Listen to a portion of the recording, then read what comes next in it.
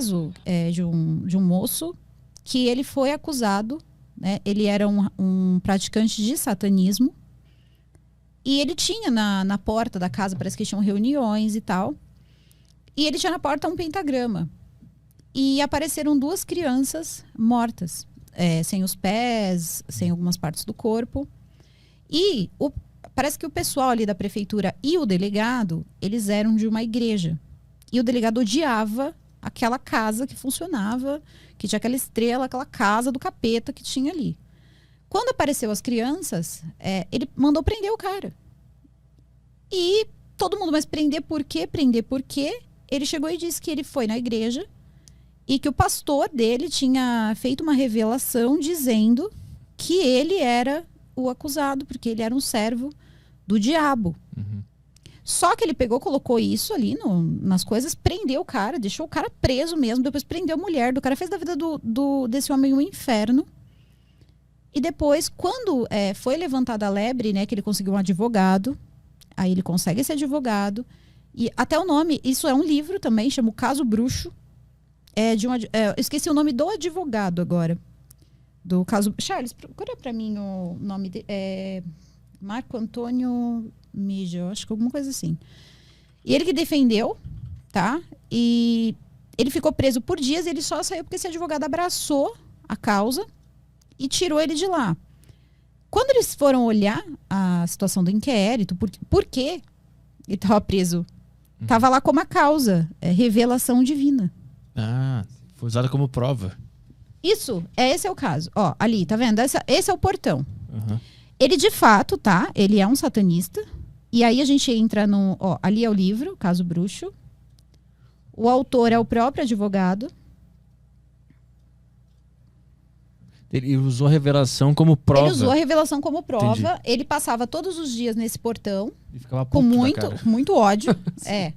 E aí, quando eles encontram, tá vendo essa foto que tem uns sacos azuis ali, aqueles sacos, eles são as crianças, tá? A gente não precisa, tá vendo? A gente não precisa, ó, aqui é tal pedaço, aquele pedaço. Uhum. Não. Só que eles não se importaram. Ele não se importou, por exemplo, em saber quem eram essas crianças.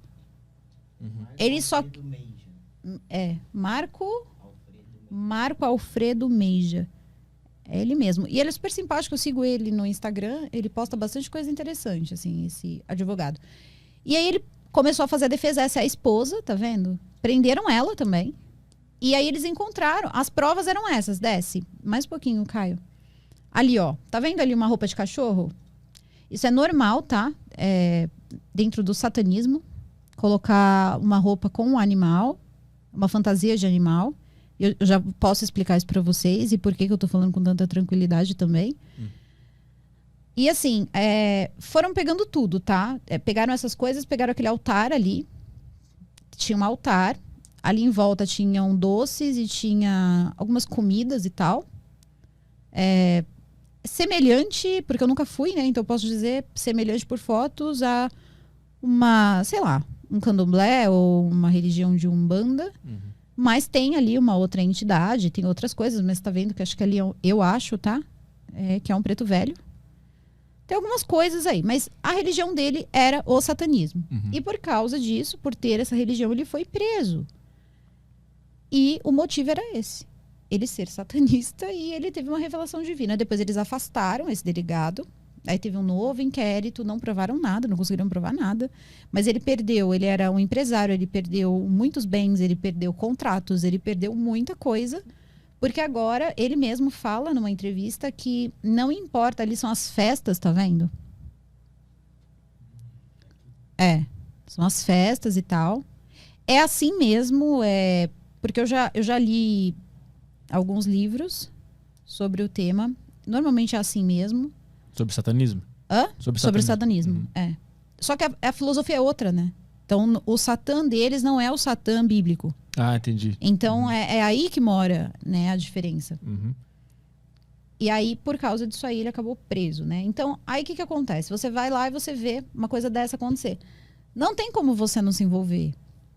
Você vê uma pessoa pagando ali por uma coisa que não fez, a vida dele se destruiu, porque além dele ter perdido muito financeiramente, ele perdeu contratos, ele perdeu coisas e também não pode sumir uma criança no lugar. que eles já estão na cola dele. Então foi uma pessoa que me deixou assim, eu fiquei muito chateada porque a intolerância religiosa, eu vejo muito isso em caso criminal. E qual foi o desfecho? O que tinha acontecido de fato? Ninguém sabe. O desfecho foi que o advogado conseguiu libertar ele da prisão. Ele chegou a ficar preso um tempo. Agora, eu não lembro certinho, mas acho que foram 3 meses que ele ficou preso. A esposa dele foi presa totalmente fora. Parece que ela foi presa até numa prisão masculina junto. Uma coisa totalmente assim... Olha, eu arrisco dizer que se ele não tivesse sido solto logo, ele não acabaria morto. Porque quando você chega num lugar que era um interior, né? E você diz assim, ó, esse cara aqui mexe com o capeta, porque é assim que a pessoa vai falar. Eu não sei qual é o grau de tolerância das outras pessoas, matou criança ainda. Isso é pegar. Então, assim, aí o cara penou pra caramba, era um cara com uma vida estruturada. E essas festas que acontecem, elas começam, na verdade, em 1969. Que é quando o Anton LaVey ele faz a Bíblia de Satã, a Satan Bible, e funda essa religião. Só que isso é tudo alegórico. No começo eles não tinham nada, então tem uma Bíblia, e tem também, eu fiz um vídeo da Bíblia de Satã. E quando você lê a Bíblia de Satã, você percebe que não, que ele é só um anjo que discordou de Deus. Como se fosse assim, Deus era muito mandão e ele pensava diferente. Ele era o diferentão. E aí ele decidiu viver a vida dele. É o filho que não concorda com os pais e vai viver a vida dele. Tira toda aquela parte, né, bíblica. E eles acreditam aí que, com certos rituais, certas coisas... Tem quem diga que eles, na verdade, não recebem nenhum tipo de espírito, nem nenhum tipo de favor, nem nada. Tem pessoas que dizem, né, outras coisas, mas aí eu também não sei. Porque, por exemplo, talvez... Se fosse nos Estados Unidos, que foi onde começou, acho que foi na Califórnia que começa, né, o satanismo mesmo de LaVey, não teria, por exemplo, um preto velho. Que é uma coisa totalmente, né, nacional. Então, eu não sei se mistura outras coisas. Mas em nenhuma religião dessa se sacrifica crianças. Porque a noção de que Satã é mal vem de onde? Vem da nossa cultura. Para eles não é mal. Para eles não é mal. Inclusive, tem umas coisas, eu lembro que até quando eu li, eu só tenho ele, né, pra tirar sarro, então, né, passa falando o tempo inteiro. Tem umas regras que você até concorda, assim, você até fala, putz, isso aqui faz algum sentido. Tipo quais? Por exemplo, se alguém te der um tapa, aí na Bíblia tá, né, você dá outra face. Na Bíblia de Satã, não. Tá dizendo, você mete logo um chute, derruba ou mata. Porque assim, pra ele aprender que ele não pode fazer isso com você. Então, tipo, dane-se, a outra face é o caramba. Mete um socão, entendeu? E tanto que quando eles soltaram ele deu a entrevista, ele disse o seguinte, eu desejo muito mal para essas pessoas. Porque eu quero que eles sintam para eles aprenderem a nunca mais fazer isso. E aí, rapidamente, eu percebi que isso era uma regra, né, que esse discurso dele enquadrava, de fato, nas regras do livro, da Satan Bible, do Anton LaVey. Então eu pensei, bom, o que ele pratica é o satanismo de LaVey. E aí o negócio do cachorro, o que era aquilo ali? Aquilo ali são só fantasias. Eles colocam fantasias, é como se fosse assim, para que vira, na verdade, uma grande farra. Pelo menos em LaVey virava. De tudo, tá? De farra era 1969, então você já imagina, entra a era New Age, já mistura um pouco, né, de substâncias ilícitas. Ó, aqui substâncias ilícitas, droga, pode falar droga, né? Pode. Já entra um pouco de droga, entra um pouco de orgia, né? Então entra e você fantasiado, ninguém sabe quem você é. E achei minha podia religião. Tudo, né? Você põe lá uma fantasia de cachorro e vai, entendeu? Entendi isso aqui. Então, esse caso chegou em ti como? Tu descobriu no noticiário? Eles que entraram em contato? Não, na verdade, esse caso ele veio por uma inscrita do canal e era da cidade dela e ela pegou e falou, olha, dá uma olhada nesse caso. Aí ela me mandou o livro. Eu recebo muito livro de inscrito. Quando eles acham algum caso que é da região deles, às vezes o livro é feito só ali. É vendido só ali naquela região. Às vezes você nem encontra. Esse é um deles. É difícil você achar. Acho que hoje você consegue comprar direto com o autor. E aí ela me mandou e eu falei a ele, eu vou ler esse livro. Mas aí você olha, por exemplo, Operação Revelação, né? Revelação porque na verdade depois você entende, né? Que o livro ele mostra para você que a revelação quem teve foi o delegado, né? A revelação que o bruxo era o assassino. E o caso bruxo. E aí as pessoas começam, né, com a lacração. Mas bruxo, ele não é bruxo e tal. Só que é como o caso ficou conhecido. E aí é outra coisa que gera um grande problema.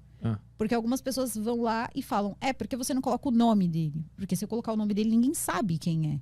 E às vezes o cara, ele quer ver a história dele contada. Esse é um moço, por exemplo, que eu tenho certeza que ele queria ver a história dele contada.